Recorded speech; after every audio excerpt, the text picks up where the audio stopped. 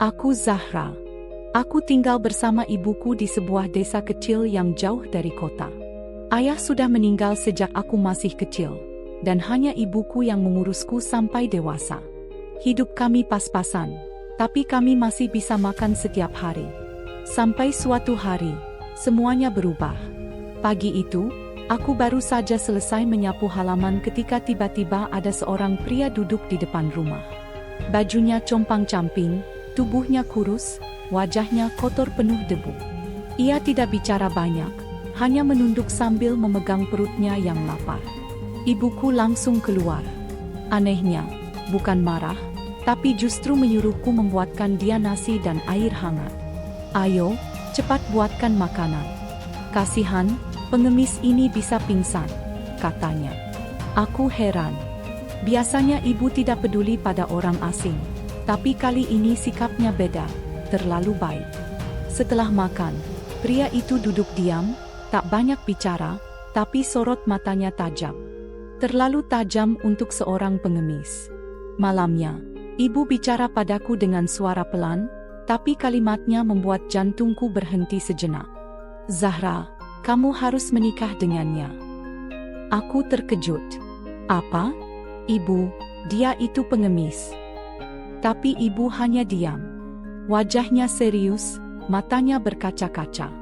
Aku mohon, ini permintaan terakhir dari seseorang yang pernah menyelamatkan hidup kita, katanya lirih. Aku menangis malam itu. Tapi besoknya, aku benar-benar dinikahkan dengan pria yang bahkan aku tidak tahu namanya. Namanya Gibran, begitu katanya. Tapi ia tak pernah cerita lebih banyak. Dia hanya diam, tidur di lantai ruang tamu, dan tiap malam selalu mengamati pintu dengan pandangan siaga. Entah kenapa, aku merasa ketakutan dan penasaran. Sudah 3 hari sejak aku menikah dengan Gibran, pria yang katanya pengemis tapi tingkah lakunya tidak seperti orang biasa. Ia selalu bangun lebih awal dari siapapun, dan setiap malam ia tidur dengan posisi menghadap pintu. Tangannya kadang meraba bagian pinggangnya, seolah sedang memegang sesuatu, tapi dia tak pernah membawa apapun. Aku mulai takut, tapi juga penasaran. Suatu malam, aku terbangun karena suara bisikan dari ruang tamu. Aku mengintip dari balik pintu. Gibran sedang bicara sendiri, atau dengan seseorang, melalui alat kecil yang dia sembunyikan di bawah bajunya. Aku tidak tahu apa itu, tapi kalimatnya terdengar jelas. Target masih diam. Kondisi aman. Lanjut pengawasan. Pengawasan apa? Maksudnya? Siapa sebenarnya pria ini? Keesokan harinya, sesuatu terjadi. 3 orang polisi datang ke rumah kami. Mereka sopan, tapi tatapan mereka menusuk. Maaf, Bu. Kami sedang mencari seorang buronan. Namanya Gibran, usia sekitar 30-an, terakhir terlihat di daerah ini. Ibuku langsung berdiri di depan mereka, wajahnya tegang. Tidak ada orang bernama Gibran di sini. Aku tercekat. Jelas-jelas Gibran ada di dalam rumah. Tapi Gibran tak muncul. Entah bagaimana caranya, dia menghilang entah kemana. Setelah polisi pergi, baru kutemukan Gibran di atas loteng, duduk diam. Napasnya teratur, seolah tidak terjadi apa-apa. Dan malam itu, dia berkata untuk pertama kalinya padaku dengan suara serius. Zahra, aku bukan seperti yang kamu lihat. Tapi tolong percaya padaku. Sebentar lagi semua akan terungkap. Aku tidak tahu harus percaya atau tidak. Sejak kedatangan polisi itu, aku tidak bisa tidur dengan tenang. Gibran semakin aneh. Ia seperti orang yang terus berjaga, seolah sedang menunggu sesuatu yang besar akan terjadi. Hari kelima pernikahan kami, aku memberanikan diri membuka tas kecil miliknya saat ia pergi sebentar ke sungai. Aku tahu itu salah, tapi aku sudah tak tahan. Di dalamnya hanya ada kain kumal dan selembar kertas. Tapi begitu kubuka kertas itu, jantungku seperti berhenti. Itu adalah daftar buronan. Ada logo kepolisian di sudutnya dan sebuah foto di tengah, foto Gibran. Tertulis di bawahnya, nama, Ledda Gibran Raka. Status, buronan. Diduga mencuri dokumen rahasia TNI. Sangat berbahaya. Aku tidak percaya. Suamiku adalah seorang buronan militer? Aku menangis. Hatiku hancur. Aku merasa ditipu. Malam itu, ketika dia pulang, aku berdiri di hadapannya sambil menunjukkan kertas itu. Apa ini, Gibran? Dia terdiam, lalu perlahan duduk. Wajahnya tak kaget, seolah tahu saatnya telah tiba. Aku memang Gibran Raka. Tapi aku bukan pengkhianat. Aku dari Kopassus. Aku sedang menyamar untuk sebuah misi. Aku menatapnya bingung dan marah. Kalau kamu benar dari Kopassus, kenapa kamu dinyatakan buron? Kenapa polisi datang ke rumah kita? Gibran menatapku dalam-dalam. Karena aku sedang membongkar pengkhianatan yang lebih besar. Dan mereka yang mengendalikan polisi adalah bagian dari jaringan itu. Tubuhku lemas. Aku terduduk di lantai. Dunia ini rasanya jungkir balik. Dan Gibran menambahkan dengan suara rendah, besok malam, semuanya akan mulai terbongkar. Tapi itu juga malam yang paling berbahaya untuk kita. Hari itu, suasana rumah jadi sangat sunyi. Gibran tak bicara banyak. Ia duduk di sudut rumah sambil terus memandangi jam tangan kecilnya yang retak. Tapi sorot matanya penuh perhitungan, seperti sedang menghitung waktu. Saat matahari tenggelam, Gibran berdiri. Zahra, malam ini mungkin kamu akan mendengar suara tembakan, teriakan, atau kaca pecah. Tapi jangan keluar kamar. Apapun yang terjadi. Aku ingin bertanya, tapi bibirku keluh. Aku hanya mengangguk dengan tubuh gemetar. Sekitar pukul 11 malam, suara motor terdengar. Beberapa kendaraan berhenti di depan rumah. Ada orang-orang berpakaian preman turun. Mereka tak terlihat seperti polisi, tapi bersenjata. Mereka mendobrak pagar dan mengepung rumah. Aku mendengar teriakan. Gibran, serahkan dokumen itu sekarang juga, atau kamu dan istrimu mati malam ini. Hatiku seakan berhenti berdetak. Tapi suara Gibran terdengar tenang dari luar. Kalau kalian nekat masuk, kalian akan berurusan langsung dengan Panglima. Mereka tertawa. Jangan bawa-bawa Panglima, Gibran. Kau itu sudah dicap pengkhianat. Tapi detik berikutnya, suara tembakan terdengar dari kejauhan. Bukan ke arah rumah, tapi ke arah para penyusup itu. Suara langkah kaki cepat, aba-aba militer, dan senjata otomatis memenuhi udara. Aku mengintip dari celah jendela. Dan puluhan tentara berseragam Kopassus sudah mengepung balik para penyerbu. Gibran berdiri di depan rumah, kini mengenakan seragam merah hitam khas pasukan elit itu. Bahkan wajahnya kini tak ragu, penuh wibawa. Lalu dari salah satu kendaraan, turun seorang pria tua berambut putih, Jenderal Besar TNI. Ia berjalan ke arah Gibran dan memeluknya. Kau sudah jalankan tugasmu dengan luar biasa, Letnan. Kami bangga padamu. Mataku membesar. Tubuhku gemetar. Jadi semua ini adalah bagian dari misi militer? Dan Gibran, suamiku yang selama ini kukira pengemis, ternyata adalah anggota pasukan paling ditakuti di negeri ini? Malam itu, rumah kami berubah jadi lokasi operasi militer. Warga desa hanya bisa menonton dari kejauhan, tak berani mendekat. Aku masih berdiri di dekat jendela, tubuhku gemetar.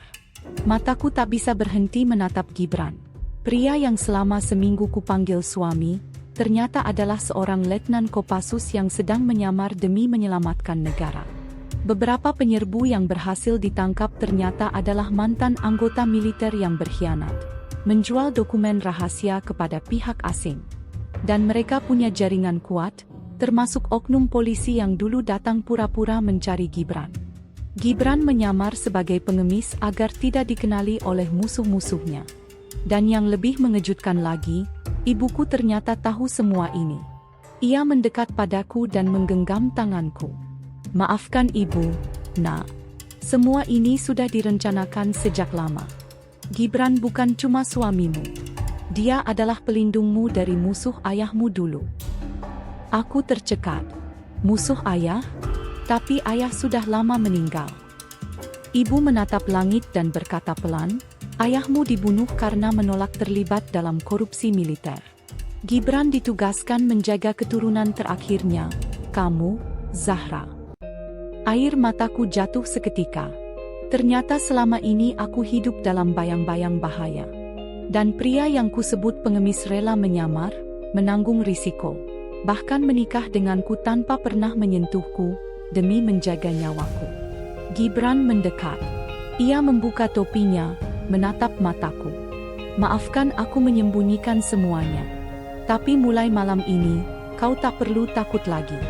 Aku akan bersamamu sebagai suami, bukan karena tugas, tapi karena aku benar-benar mencintaimu.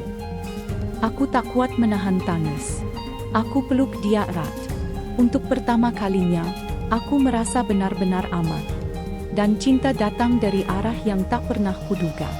Namanya Gibran, usia sekitar 30-an, terakhir terlihat di daerah ini. Ibuku langsung berdiri di depan mereka, wajahnya tegang. Tidak ada orang bernama Gibran di sini. Aku tercekat. Jelas-jelas Gibran ada di dalam rumah. Tapi Gibran tak muncul. Entah bagaimana caranya, dia menghilang entah kemana. Setelah polisi pergi, baru kutemukan Gibran di atas loteng, duduk diam. Napasnya teratur, seolah tidak terjadi apa-apa. Dan malam itu, dia berkata untuk pertama kalinya padaku dengan suara serius. Zahra, aku bukan seperti yang kamu lihat. Tapi tolong percaya padaku. Sebentar lagi semua akan terungkap. Aku tidak tahu harus percaya atau tidak. Sejak kedatangan polisi itu, aku tidak bisa tidur dengan tenang. Gibran semakin aneh. Ia seperti orang yang terus berjaga, seolah sedang menunggu sesuatu yang besar akan terjadi. Hari kelima pernikahan kami, aku memberanikan diri membuka tas kecil miliknya saat ia pergi sebentar ke sungai. Aku tahu itu salah, tapi aku sudah tak tahan. Di dalamnya hanya ada kain kumal dan selembar kertas. Tapi begitu kubuka kertas itu, jantungku seperti berhenti. Itu adalah daftar buronan. Ada logo kepolisian di sudutnya dan sebuah foto di tengah, foto Gibran. Tertulis di bawahnya, nama, Ledda Gibran Raka. Status, buronan. Diduga mencuri dokumen rahasia TNI. Sangat berbahaya. Aku tidak percaya. Suamiku adalah seorang buronan militer? Aku menangis. Hatiku hancur. Aku merasa ditipu. Malam itu, ketika dia pulang, aku berdiri di hadapannya sambil menunjukkan kertas itu. Apa ini, Gibran? Dia terdiam, lalu perlahan duduk. Wajahnya tak kaget, seolah tahu saatnya telah tiba. Aku memang Gibran Raka. Tapi aku bukan pengkhianat. Aku dari Kopassus. Aku sedang menyamar untuk sebuah misi. Aku menatapnya bingung dan marah. Kalau kamu benar dari Kopassus, kenapa kamu dinyatakan buron? Kenapa polisi datang ke rumah kita? Gibran menatapku dalam-dalam. Karena aku sedang membongkar pengkhianatan yang lebih besar. Dan mereka yang mengendalikan polisi adalah bagian dari jaringan itu. Tubuhku lemas. Aku terduduk di lantai. Dunia ini rasanya jungkir balik. Dan Gibran menambahkan dengan suara rendah, besok malam, semuanya akan mulai terbongkar. Tapi itu juga malam yang paling berbahaya untuk kita. Hari itu, suasana rumah jadi sangat sunyi. Gibran tak bicara banyak. Ia duduk di sudut rumah sambil terus memandangi jam tangan kecilnya yang retak. Tapi sorot matanya penuh perhitungan, seperti sedang menghitung waktu. Saat matahari tenggelam, Gibran berdiri. Zahra, malam ini mungkin kamu akan mendengar suara tembakan, teriakan, atau kaca pecah. Tapi jangan keluar kamar. Apapun yang terjadi. Aku ingin bertanya, tapi bibirku keluh. Aku hanya mengangguk dengan tubuh gemetar. Sekitar pukul 11 malam, suara motor terdengar. Beberapa kendaraan berhenti di depan rumah. Ada orang-orang berpakaian preman turun. Mereka tak terlihat seperti polisi, tapi bersenjata. Mereka mendobrak pagar dan mengepung rumah. Aku mendengar teriakan, "Gibran, serahkan dokumen itu sekarang juga, atau kamu dan istrimu mati malam ini." Hatiku seakan berhenti berdetak. Tapi suara Gibran terdengar tenang dari luar. "Kalau kalian nekat masuk, kalian akan berurusan langsung dengan Panglima." Mereka tertawa. "Jangan bawa-bawa Panglima, Gibran. Kau itu sudah dicap pengkhianat." Tapi detik berikutnya, suara tembakan terdengar dari kejauhan. Bukan ke arah rumah, tapi ke arah para penyusup itu. Suara langkah kaki cepat, aba-aba militer, dan senjata otomatis memenuhi udara. Aku mengintip dari celah jendela. Dan puluhan tentara berseragam Kopassus sudah mengepung balik para penyerbu. Gibran berdiri di depan rumah, kini mengenakan seragam merah hitam khas pasukan elit itu. Bahkan wajahnya kini tak ragu, penuh wibawa. Lalu dari salah satu kendaraan, turun seorang pria tua berambut putih, Jenderal Besar TNI. Ia berjalan ke arah Gibran dan memeluknya. "Kau sudah jalankan tugasmu dengan luar biasa, Letnan. Kami bangga padamu." Mataku membesar. Tubuhku gemetar. Jadi semua ini adalah bagian dari misi militer? Dan Gibran, suamiku yang selama ini kukira pengemis, ternyata adalah anggota pasukan paling ditakuti di negeri ini? Malam itu, rumah kami berubah jadi lokasi operasi militer. Warga desa hanya bisa menonton dari kejauhan, tak berani mendekat. Aku masih berdiri di dekat jendela, tubuhku gemetar. Mataku tak bisa berhenti menatap Gibran. Pria yang selama seminggu kupanggil suami, ternyata adalah seorang letnan Kopassus yang sedang menyamar demi menyelamatkan negara. Beberapa penyerbu yang berhasil ditangkap ternyata adalah mantan anggota militer yang berkhianat, menjual dokumen rahasia kepada pihak asing. Dan mereka punya jaringan kuat, termasuk oknum polisi yang dulu datang pura-pura mencari Gibran. Gibran menyamar sebagai pengemis agar tidak dikenali oleh musuh-musuhnya. Dan yang lebih mengejutkan lagi, ibuku ternyata tahu semua ini. Ia mendekat padaku dan menggenggam tanganku. "Maafkan ibu, nak. Semua ini sudah direncanakan sejak lama. Gibran bukan cuma suamimu. Dia adalah pelindungmu dari musuh ayahmu dulu." Aku tercekat.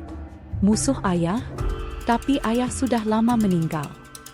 Ibu menatap langit dan berkata pelan, "Ayahmu dibunuh karena menolak terlibat dalam korupsi militer. Gibran ditugaskan menjaga keturunan terakhirnya, kamu, Zahra." Air mataku jatuh seketika. Ternyata selama ini aku hidup dalam bayang-bayang bahaya. Dan pria yang kusebut pengemis rela menyamar, menanggung risiko, bahkan menikah denganku tanpa pernah menyentuhku, demi menjaga nyawaku. Gibran mendekat. Ia membuka topinya, menatap mataku. "Maafkan aku menyembunyikan semuanya. Tapi mulai malam ini, kau tak perlu takut lagi. Aku akan bersamamu sebagai suami, bukan karena tugas, tapi karena aku benar-benar mencintaimu." Aku tak kuat menahan tangis. Aku peluk dia erat. Untuk pertama kalinya, aku merasa benar-benar aman.